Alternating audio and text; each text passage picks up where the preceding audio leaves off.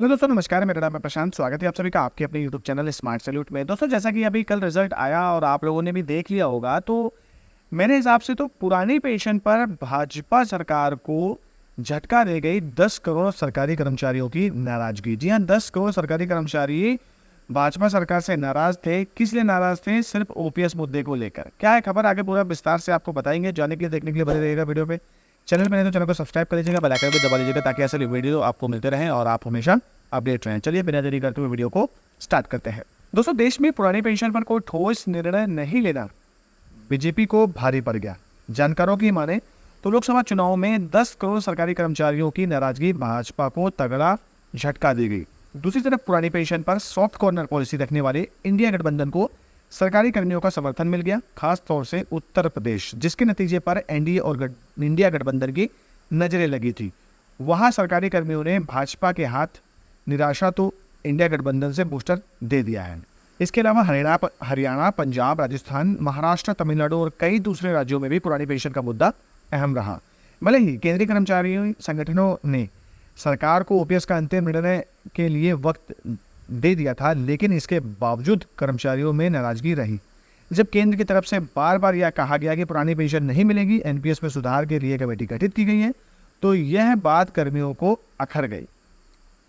पुरानी पेंशन बहाली के लिए गठित national joint council of action के संयोजक शिव गोपाल मिश्रा ने लोकसभा चुनाव से पहले कहा था कि जो भी दल पुरानी पेंशन बहाली के मुद्दे को अपने घोषणा पत्र में शामिल करेगा, उसे कर्मचारी एवं उनसे जुड़े 10 करोड़ वोट मिलेंगे। कांग्रेस पार्टी ने ओपीएस को अपने घोषणा पत्र में प्रत्यक्ष तौर पर शामिल नहीं किया था, लेकिन पार्टी के वरिष्ठ नेता पी चिदम्बरम ने घोषणा पत्र जारी करते समय कहा था कि पुरानी पेंशन का मुद्दा हमारे दिमाग में है, हम इससे पीछे नहीं हट रहे हैं। इस मामले में केंद्र सरकार द्वारा गठित कमेटी का रिपोर्ट आने तक इंतजार कर रहे हैं।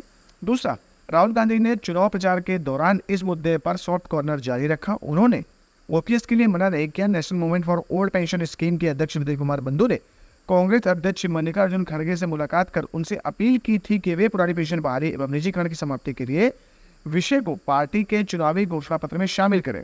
इसके बाद विजय बंधु ने अपने संगठन की मदद से ओपीएस के मुद्दे पर जमकर आवाज बुलंद की। बता दें कि बंधु ने बुढ़ापे की लाठी पुरानी पेंशन की बहाली व निजीकरण की समाप्ति के लिए गत वर्ष लगातार 33 दिन तक 18,000 किलोमीटर की ऐतिहासिक यात्रा की थी।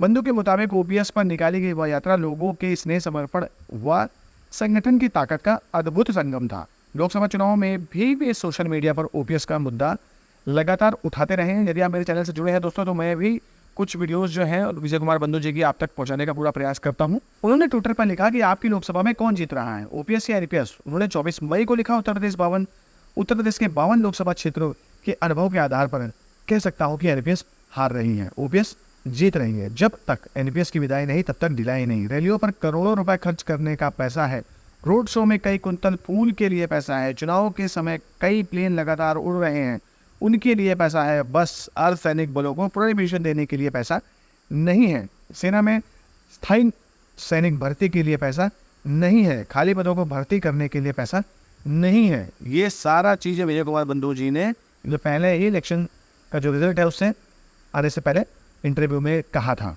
स्टाफ साइड की राष्ट्रीय परिषद के सदस्य और अखिल भारतीय रक्षा कर्मचारी महासंघ महासचिव श्री कुमार ने बताया, चुनाव में ओपीएस अहम मुद्दा रहा। इस मुद्दे ने अंदर खाते बड़ा काम किया है। इस मुद्दे ने बहुत बड़ा काम किया है। कर्मचारी संगठन ने कांग्रेस पार्टी और इंडिया गठबंधन के मांगों की सूची सौंपी थी। इसमें आयुध कारखानों को दोबारा से पहले वाली स्थिति में लाना, एनपीएस की समाप्ति व ओपीएस की बहाली, 8वें वेतन आयोग के गठन की गारंटी और 18 माह के डीए का देना आदि मांगे शामिल थे। बता दें कि पुरानी पेंशन बहाली के लिए गठित national joint council of action की संचालक समिति ने पहले अनिश्चितकालीन स्ट्राइक की घोषणा की थी। 19 मार्च को कर्मचारी संगठनों द्वारा केंद्र सरकार को राष्ट्रव्यापी हड़ताल का नोटिस दिया जाना था।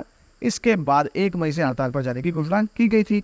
बाद में सरकार की तरफ से कहा गया कि अब कमेटी की रिपोर्ट नहीं आई है, इसके लिए सरकार को कुछ समय और चाहिए। इसके चलते कर्मचारियों ने अपनी हड़ताल वापस ले ली थी। National movement old pension scheme के राष्ट्रीय अध्यक्ष विजय कुमार बंधु का कहना है कि केंद्र सरकार एनपीएस में संशोधन करने जा रही है।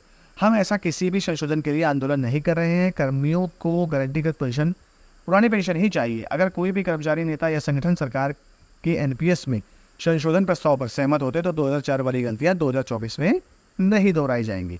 एनपीएस एक डस्टबिन है। करोड़ों कर्मियों को 10% पैसा और सरकार का 14% पैसा डस्टबिन में जा रहा है। या अस्वीकार्य नहीं है, यह स्वीकार नहीं है।